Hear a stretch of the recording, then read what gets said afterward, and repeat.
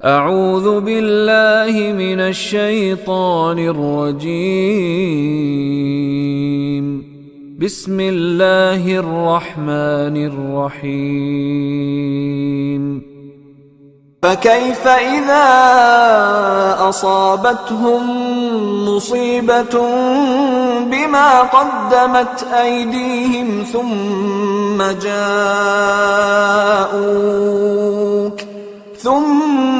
جاءوك يحلفون بالله إن أردنا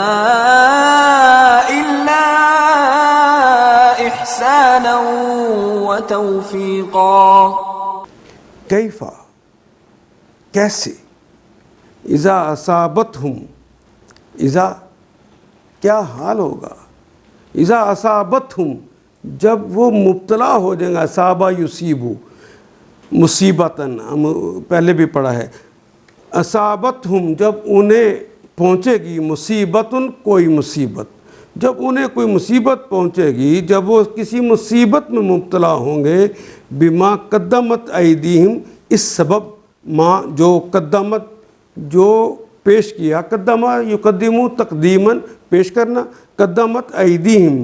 ید کی جمع ہے ایدی قدمت ایدیہم ان کے ہاتھوں نے جو آگے بھیجا ہے جو ان کے ہاتھوں کی کمائی ہے ثم جاؤکا ثم پھر جاؤ جا آنے کے لیے واو جمع کی علامت ہونی چاہیے تھی لیکن آخر پہ کاف آ گیا ہے جاؤ کا وہ کاف کی وجہ سے الف حذف ہوگا کیونکہ واو الف واو نون یا نون یا مثنیٰ کی علامت الف نون اور یا نون کے دوسرا حرف جو ہے ضمیر کے آ جانے کی وجہ سے حذف ہو جاتا ہے تو یہاں پہ بھی حذف ہو گیا ثم جاؤک یحلفون وہ آئے تمہارے پاس آتے ہیں یحلفون حلف کرتے ہوئے قسمیں کھاتے ہوئے پھر اس وقت کیا ہوتا ہے کیفا کیا کیفیت ہوتی ہے اذا اصابتہم مصیبہ جب ان کے اپنے ہاتھوں کی لائی ہوئی مصیبت ان پر آن پڑتی ہے بما قدمت ایدیہم جو ان کے اپنے ہاتھوں کی کمائی ہے وہ مصیبت ان پر آن پڑتی ہے اس وقت یہ تمہارے پاس قسمیں کھاتے ہوئے آتے ہیں یحلفون باللہ اللہ کی قسمیں اللہ کا حلف لیتے ہوئے آتے ہیں ان ارادنا ان تو ویسے کہتے ہیں اگر کو لیکن اس کے بعد اللہ آ رہے تو یہ نفی کے معنی دیتا ہے ان ارادنا ارادہ یریدو نہ ہم نے نہیں ارادہ کیا ہم نے الا سوائے یہاں اللہ آ گیا ہے تو اس لیے اب یہ ان جو ہے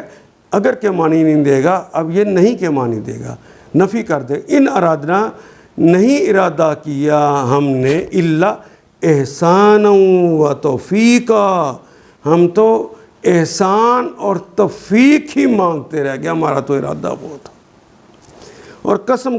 خدا کی قسم کھا کے کہتے ہیں کہ خدا کی قسم ہم تو صرف بھلائی چاہتے ہیں ہم تو احسان چاہتے ہیں ہماری نیت تو یہ تھی کہ فریقین میں کسی طرح موافقت ہو جائے معاملہ حل ہو جائے اس لیے ہم نے اسلام سے ہٹ کر دوسرے طریقے اختیار کر لیے جھوٹ بول کر یوں کہیں ان ارادنا الا احسان و توفیقا ہم نے تو احسان اور ہم نے کہا کہ موافقت کسی طریقے سے ہو جائے تو موافقت کرا دی ہے خاوند بیوی کی لڑائی ہو جائے تو خاوند کا رشتہ دار خاوند کا ساتھ دیتے ہیں بیوی کے رشتہ دار بیوی کا ساتھ دیتے ہیں اور دونوں کے درمیان تفریق کروا دیتے ہیں طلاق کروا دیتے ہیں حالانکہ اللہ نے تو حکم دیا تھا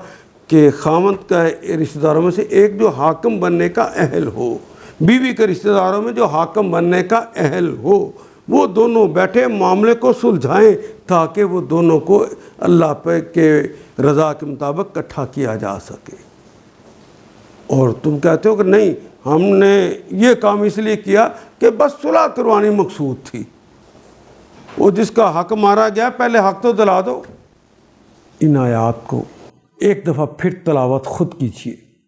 عربی و مبین پڑھتے ہوئے دیکھیے کیا بات پوری اندر اتر رہی ہے کیا یہ اردو کے سانچے میں ڈھلتی گئی ہیں عبارتیں؟ اگر بات سمجھ آنی شروع ہو گئی تو الحمدللہ یہی ہمارا ہدف ہے، اور یہ ہدف پورا ہو گیا۔ اللہ میرا اور آپ کا حامی و ناصر۔ الف لام